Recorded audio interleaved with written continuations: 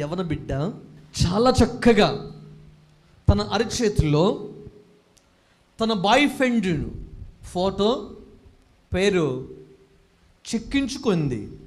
అంటే మచ్చబొట్టు చెక్కించుకుంది చేతి మీద.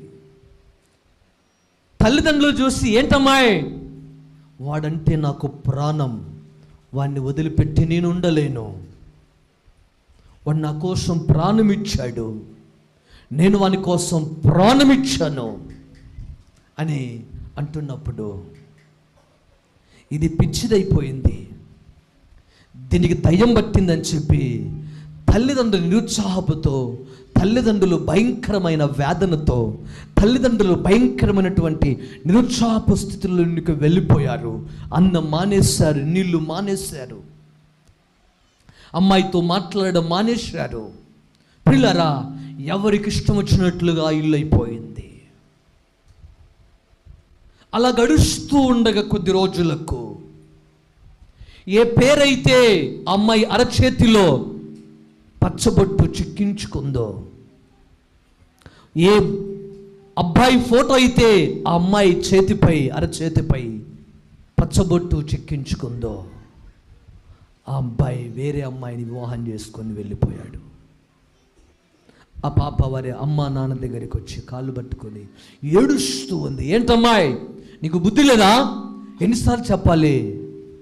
నువ్వు మా మాట వినట్లేదు కదా, నీకు ఇష్టం వచ్చినట్లు ఉన్నావంటే, సారీ నాన్న, సారీ అమ్మా, మీ మాటలు నేను పట్టించుకోలేదు, మీ మాటలు నేను తిరస్కరించాను, మిమ్మల్ని దుఃఖపెట్టాను, మిమ్మల్ని అవమానపరిచాను, మీరు కని పెంచి పెద్ద చేస్తున్న మీకు విలువ కూడా నేను ఇవ్వలేదు, దయతో నన్ను క్షమించు.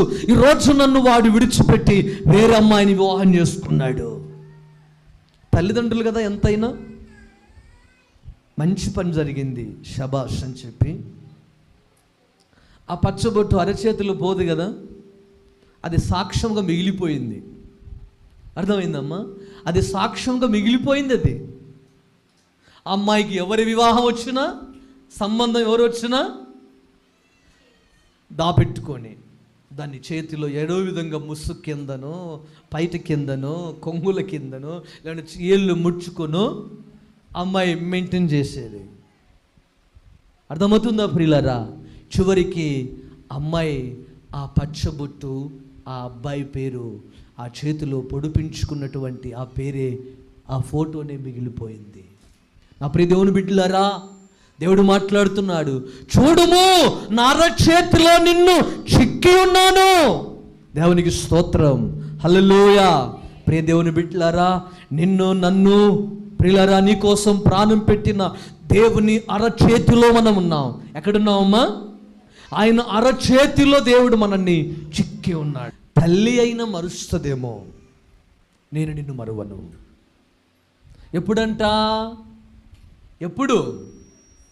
గాలిలో దీపం పెట్టి దేవుడా దేవుడా అంటే ప్రయోజనం లేదండి. Be careful. దేవుడు చక్కగా మాట్లాడుతున్నాడు.